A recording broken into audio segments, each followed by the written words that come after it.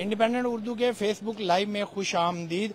हम इस वक्त मौजूद हैं जड़ांवाला शहर में और सैनमा चौक के करीब, जहां क्रिश्चियन कॉलोनी में कल जो है वो अफसोसनाक वाकया पेश आया।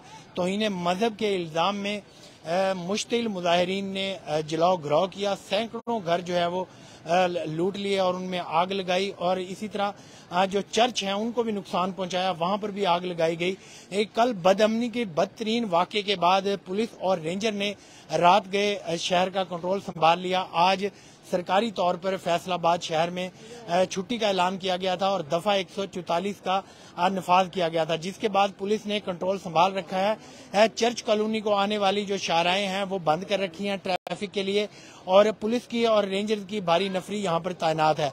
ये अगर हम आपको दिखाएं, ये मेन लकड़ मंडी रोड है जो सैनमा चौक की तरफ आता है। ये आप देख सकते हैं, यहाँ पुलिस की बख्तर गाड़ी मौजूद है, रेंजर एहलकार यहाँ पर बड़ी तादाद में मौजूद हैं, और उसके अलावा पुलिस की भी भारी नफरी यहाँ पर मौजूद है और सिक्योरिटी के फराइज सरंजाम दे रही है।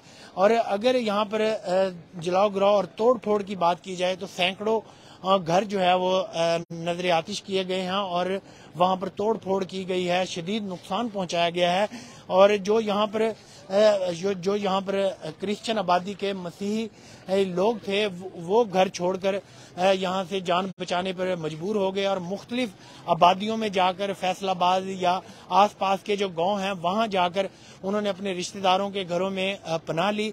उसके अलावा कई जो फैमिलियां ऐसी थी जिन्होंने खेतों में खुले आसमान के नीचे रात गुजारना पड़ी। ऐसे भी वाकयात यहाँ पर पेश आए कि पूरे के पूरे घर का जो कीमती सामान है वो लूट लिया गया, मोटरसाइकिलों को आग लगा दी गई, कई घरों में जो कीमती इलेक्ट्रॉनिक की अशिया थी वो भी उठाकर ले गए, और जो बाकी बची उनको नजर आतिश कर दिया गया। उसके अलावा कल जो ये माहौल देखने में यहाँ आया, उसके बाद पुलिस यहाँ पर पहुंची और हालात कंट्रोल करने की कोशिश की। काफी हद तक पुलिस को कामयाबी मिली, लेकिन रात गए तक ये तोड़ फोड़ का सिलसिला जारी रहा। पुलिस हुक्काम के मुताबिक अब तक 130 अफराद जो है वो मुजाहिरीन मुश्तिल जिन्होंने तोड़ फोड़ की, जिन्होंने जलाओ गिराव किया, उनको हिरासत में लिया जा चुका है। लेकिन जिन दो नौजवानों पर तौहीन मजहब का इल्जाम लगाया गया था वो अभी तक गिरफ्तार नहीं किए जा सके, ना पुलिस की जानिब से उसकी कोई तस्दीक की जा सकी है। ताहम यहाँ पर हालात जो है वो मुकम्मल कंट्रोल में है, लेकिन जो मसीही कॉलोनी है वहां पर जो रहने वाले लोग हैं, जो जान बचाकर यहाँ से चली गई थी फैमिली, उनमें से इक्का दुक्का जो है वो वापस आई हैं। ज्यादातर घर अभी तक खाली पड़े हैं। ताहम मुख्तलिफ मकतबा फिक्र से ताल्लुक रखने वाले लोग उनसे इज़हार यकजहती के लिए यहाँ पर पहुंच रहे हैं और उनसे इज़हार यकजहती कर रहे हैं। काफी बड़ा नुकसान है, काफी ज्यादा गरीब लोग हैं जिनको ये नुकसान पहुंचाया गया, और उनका ये मुतालबा है कि हुकूमत को चाहिए कि उनका नुकसान पूरा किया जाए। एक बात जो खुशाइंद हुई कि ना कोई जानी नुकसान हुआ, ना कोई जख्मी हुआ है, जिसकी वजह से यहाँ पर हालात उस लेवल पे खराब नहीं हुए और पुलिस ने हालात पर काबू पा लिया है। ताहम सामान और घरों को जो है वो और चर्च जो है उनको शदीद नुकसान पहुंचा है।